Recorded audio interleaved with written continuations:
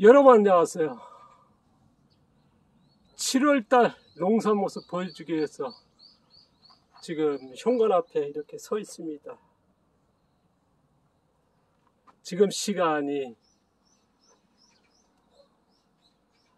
7월 31일 저녁 7시 20분 정도 됐습니다. 조금 전에 운동 갔다가 금방 들어왔거든요. 들어와서 이제 간단하게 밥 먹고 이제 7월달 농사 모습 보여드리기 위해서 현관 앞에 서 있습니다. 제가 이제 전편에 그런 얘기 했습니다. 럭셔리 1등 농산물을 생산하기 위해서 제일 필요한 1순위가 잡초란 말씀 드렸습니다. 그 잡초가 왜 1순위냐? 제가 이제 토양, 자연 환경 유지하는데 서식 영양원이라고 하는 이게 필요하다는 걸 알게 됐고, 그 서식 영양원을 다양하게 지속적으로 많이 공급하기 위해서 뭐가 필요하냐 찾아보니까 이제 잡초였다는 거. 그 잡초로 해서 그러면 그 가능성에 대해서 계속 제가 이제 농사를 여러 구역으로 나눠서 계속 결과를 찾고 있습니다. 그래서 매달 한 번, 두 번, 세 번을 이제 보여드리고 있는데요. 벌써 제가 이제 농사 공개한 지가 벌써 건 25년이 넘었습니다. 건 30년 되죠. 자, 그 전에 이제 필름 카메라로, 그리고 디카가 나오니까 디카로서 찍었고, 그 다음에 몇 년 전부터는 이제 유튜브로 해서 영상으로 해서 이렇게 매달 제가 이제 토양 환경 유지하는 방법을 해서 농사 짓는 모습, 거기에는 절대적으로 필요한 이제 서식 영양원이라고 하는 그게 필요했고, 그게 됐을 때 제가 지향하는 농사, 럭셔리적인 농사, 제가 질병 치료에 거의 알맞는, 거의 걸맞는 농산물을 생산할 수 있다 하는 게 저희 생각이었고, 그 서식 영양원은 뭐냐, 바로 뭐 그냥 공급한다 해서 되는 게 아니고요. 다양하게 지속적으로 많이 공급해야 된다. 그게 잡초고, 그걸로 해서 농사 짓는 이제 건 30년 되는데요. 공개한 지가. 자, 이번 달에도 벌써 7월 초 중순 보여드렸고, 오늘 마지막 날까지 또 보여드리려고 합니다. 제가 이제 계속 이제 잡초에 대해서 계속 얘기하고 있지 않습니까? 그리고 이제 잡초가 왜 필요한지, 그리고 잡초가 뭐 농사에서는 제일 큰 문제가 됩니다만은 저는 이제 잡초로 활용하고 있다라고 하는 바로 전편까지 계속 이어졌는데요. 또 다음에 이어가지고 또 계속 얘기하고요. 오늘은 이제 7월달 상황 어떻게 결과물이 나오는지 보여드리겠습니다. 지금 현관문 열면 이제 오른쪽 왼쪽이죠. 오른쪽에 로즈마리, 그리고 마당에 소나무 4그루가 있고요. 왼쪽에 보시면 작물. 제가 이제 7월 초순 중순에 보였을 때보다는 훨씬 달라졌죠. 자, 수수하고 옥수수하고 그 다음에 토종오이가 이제 덮였습니다. 여기가 지난 겨울에는 뭔가 브로콜리가 있었죠. 자, 여기는 지금 지금 틀밭에 보시면 이제 다년생 곰치, 그다음 화초들, 뭐 방풍, 이제 2년차 돼가 씨앗을 타는 거. 여기 보시면 이제 방아서부터 여러 저는 이제 작물을 여러 가지 같이 심는 연차 혼작집에 하다 보니까 이제 이쪽에 틀밭은 이제 거의 농사를 못 질 정도로 이제 작물 다년생들이 덮였습니다. 뭐 여기만 해도 뭐 다 덮였는데 여기는 이제 토종오이 하나 정도 심을 정도고, 내년부터는 아예 작물은 못 심을 것 같습니다. 다들 이제 다년생으로 심고 있고요. 자, 밭 전경 이렇습니다. 많이 달라졌죠. 아마 제가 7월 중순만 해도 옥수수 그렇게 크질 않았을 겁니다. 그리고 다른 작물들도 그렇고요. 먼저 이쪽으로 보여드리겠습니다. 여기 틀밭이죠. 자, 한국식 평지형 틀밭 상황. 제가 이제 틀밭 만드는 모습하고 계속 공개해 드렸습니다. 그거 참고하시면 될 건데요. 자, 일반적으로 이제 많이 하시는 분들이 하시는 게 이제 쿠바식 고산형 틀밭 하는데, 저는 이제 한국식 평지형 틀밭 한다는 말씀 드렸습니다. 여기에 요 세 칸은 이제 고구마 심은, 그 다음에 토종 옥수수, 그 다음에 여기에 토종 토마토 3가지 심었습니다. 그리고 옥수수들이고요. 지금 이 통들은 봄 감자 수확 끝낸 거죠. 제가 이제 봄 감자 수확하는 모습도 2번에 걸쳐서 보여드렸고요. 자, 여기는 흙이 별로 없다 보니까 여기 화분들 해가지고 농사 짓는다는 말씀 드렸습니다. 그래서 도시용의 농업으로서의 그런 가능성, 여러 실증을 한다는 말씀 드렸습니다. 그리고 화분 농사다 보니까 어떻습니까? 물이 잘 빠지거든요. 그러다 보니까 이제 물 공급 안 하면 안 되는 게 지금 화분이라든가 쿠바식 고산형 틀밭의 제일 단점이란 말씀 드리지 않습니까? 그래서 물 해결하기 위해서 저쪽에 빗물 바지 만들어서 물통에 물 받고 있습니다. 자, 요거는 이제 무화과고요. 자, 이쪽 밭 모습 하나씩 보여드리겠습니다. 이쪽에 보시면 여기가 약혼 작년도 2년생 수확했고, 수확 못한 것도 남아가지고 지금 3년차 약혼 되는 거고, 또 수확했던 자리는 또 원래 약혼 심었다는 말씀 드렸습니다. 거기에 또 중간중간 뭐 심었냐면 호박. 그러다 보니까 완전히 덮였습니다. 자, 요거는 토종 옥수수고요. 자, 이쪽에 보시면 여기가 지금 요게 그릇들 나온 거 있죠? 요것도 쫙 한 게 전부 다 양배추, 300일 만에 수확한 양배추입니다. 작년 가을에 심어가지고 이제 300일 만에 수확한 거죠. 지금 양배추가 이제 수확되고, 그 다음에 가운데는 어떻습니까? 지금 저기 겨울에 토종 배추 겨울초, 그 다음에 토종 무서부터 이렇게 덮여 있었지 않습니까? 그래서 계속 겨울 내내 수확해 또 씨앗 받고, 그때 4월 초 3월 말에 약혼 뇌둘에서 심은 것들 이렇게 자랐고요. 그 다음에 양배추 있을 때에 심었던 옥수수들이 지금 이만큼 자랐습니다. 제가 작물을 보통 농사 지을 때 어떻습니까? 작물을 다 수확하고 나서 빈밭에 밭갈이 한다든가 아니면 이제 잡초 매트 같은 거 해가지고 또 비료 놓고 해서 작물을 심지 않습니까? 그런데 저희들은 작물 있을 때 계속 작물을 심어 나가는 거죠. 그래서 일반 농사에 비해서 2~3배 수확 올리는 모습을 계속 공개해 왔습니다. 이런 방법도 있다라는 거. 그 다음에 제 농사의 큰 장점이죠. 그래서 혼작은 많이 합니다만은, 그리고 계속 취하는 방법은 거의 농업에 없었거든요. 저희들은 이제 혼작에다가 더 계속 이어나가는, 그래서 연차 혼작 재배라고 하는 새로운 작물 파종 재배 방법을 이제 공개하고 있고, 그걸 이제 계속 소개했는데요. 보시면 여기 전형적인 그런 모습이죠.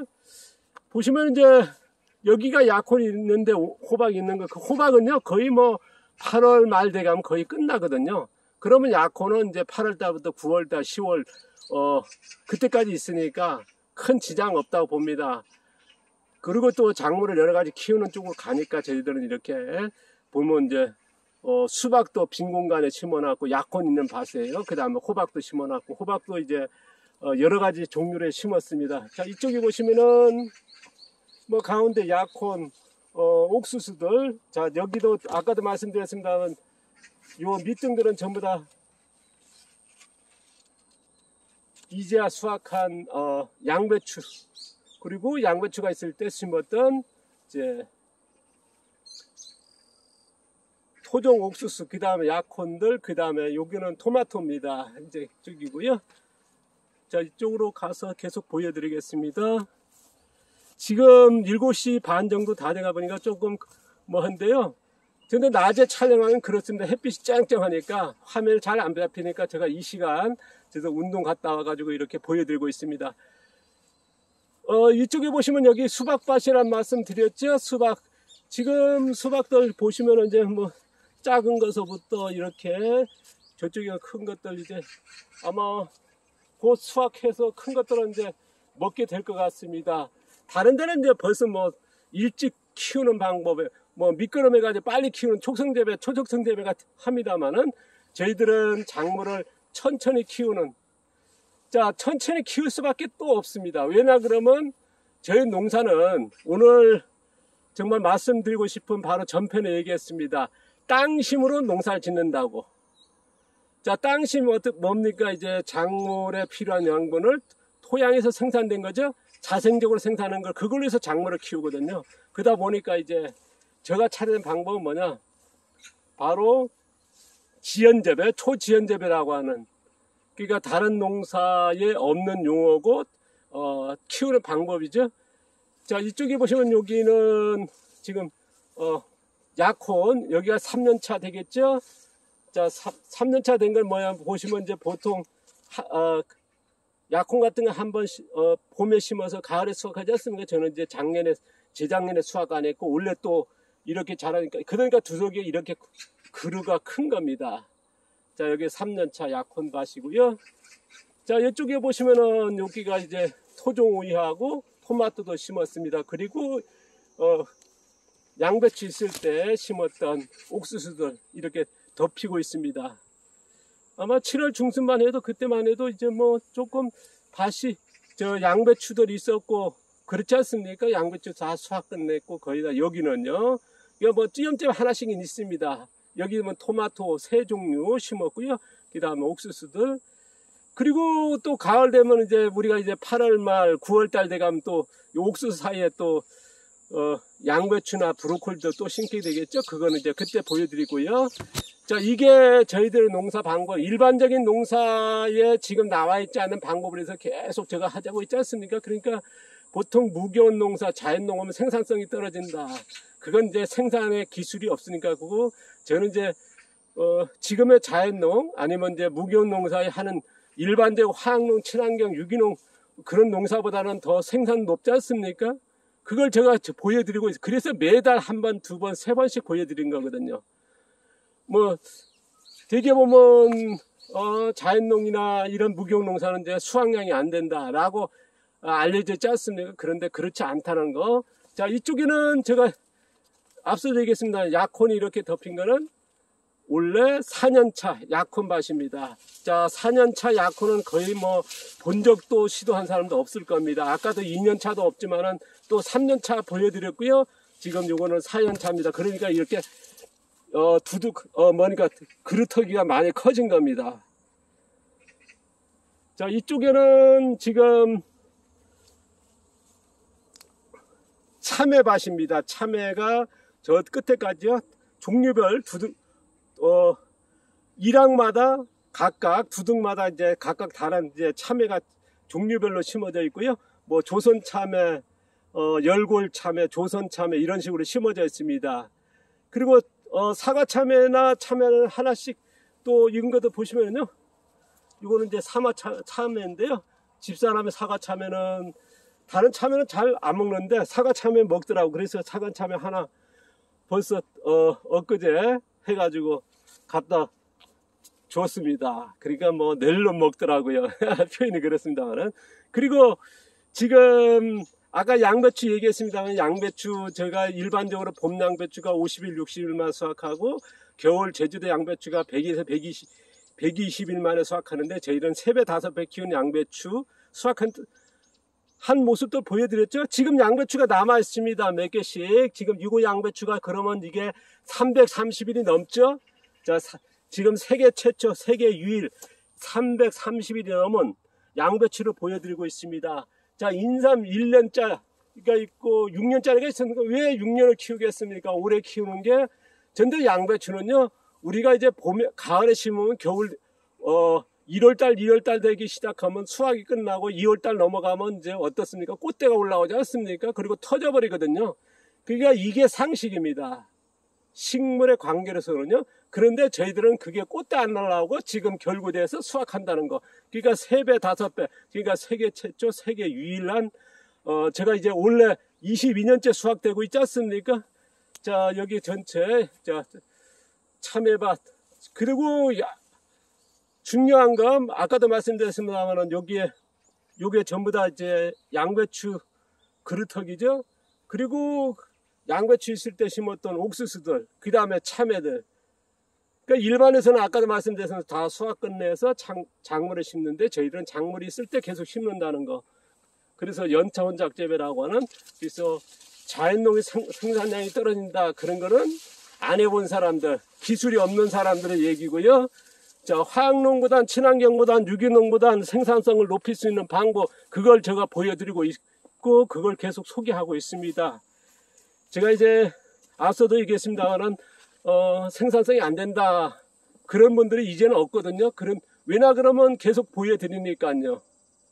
자, 여기가 요거 아까 4년차였고 요거는 이제 3년차 약혼입니다. 그러니까 하나가 이래 두둑이 그루가 큰 겁니다. 자, 여기는 자 완전히 그 야생밭이에 짰으니까 여기에 이제 약혼 3년차가 자라고, 그 다음에 중간중간 심었던 호박들이 이제 뒤덮였습니다. 제가 이제 아까도 말씀드렸고 전편에 얘기했습니다만 땅심으로 농사 짓는다는 말씀드렸지 않습니까? 땅심이 뭐겠습니까? 작물을 키우는데 필요한 양분을 토양이 생산돼서 땅이 상산하는, 그걸로 해서 작물을 키우는 거거든요. 근데 지금 땅심 농사, 땅심이다 해가지고 뭐 많이들 소개하고 있는데, 근데 실질적으로 이제 땅심으로 농사 짓는 분이 있을까? 아마 그거는 농업 현장에 있는 분들은 아실 겁니다. 땅심으로 농사를 성공하겠다, 그래서 땅심으로 농사 짓는다 해서 뭡니까? 이제 무비로 그런 식으로 해가지고 이제 소개됐던 대표적인 후쿠오카 마사노부가 어떻습니까? 실패했지 않습니까? 밭농사는 거의 생산을 못했고요. 그 다음에 논농사는 아예 그냥 포기한, 뭡니까? 퇴비 놓고 촉성 재배한 방법이고, 가오고지 같은 게 어떻습니까? 쌀개와 땅심으로 했습니다만은 그런 양분이 되는 방법으로, 그러니까 땅심만 완전히 의존한 건 아니거든요. 밭농사, 논농사고요.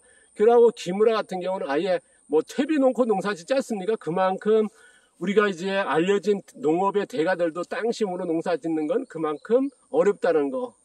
이게 지금 현재고요. 많은 분들이 땅심 얘기하지만 땅심 뭐겠습니까? 토양이 좋아지고 그 다음 작물을 키우는 양분이 계속 생산해야 되거든요. 근데 대개 보면 이제 성공했다 하는 건 뭐였습니까? 앞서 제가 잡초 전에 얘기했습니다만은 농사 짓다가 농사 지으면 한 해는 되지 않습니까? 화전 앞서도 소개했습니다. 숲에 개간해가지고 농사 지으면 어떻습니까? 첫 해 아무것도 안 해도 되거든요. 근데 두 번째 해부터 농사가 안 되니까 화전을 옮겼던 거거든요. 그러니까 대개 보면 1년차 되니까 땅심이 좋다, 그거는 좀 잘못된, 와전된, 잘못 알려진 거고, 그만큼 땅심으로 농사 짓는다는 건 어렵다. 하지만은 되는 사람도 있더라는 거, 제가 이제 그걸 계속 보여드리고 있지 않습니까?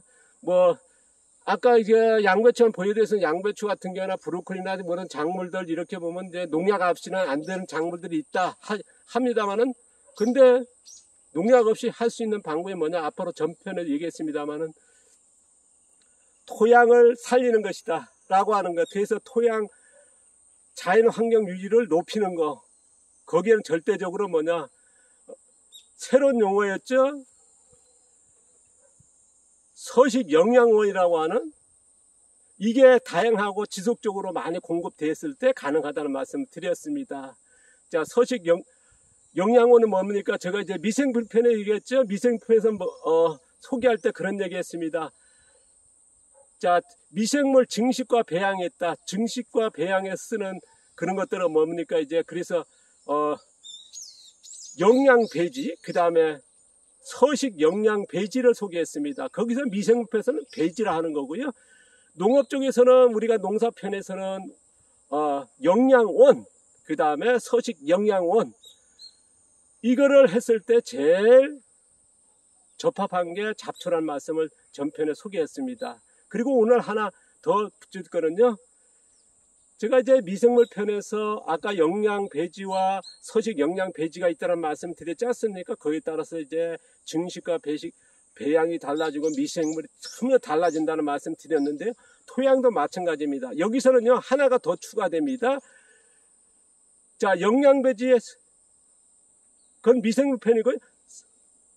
영양원, 그 다음에 서식 영양원, 그 다음에 서식원이 필요합니다.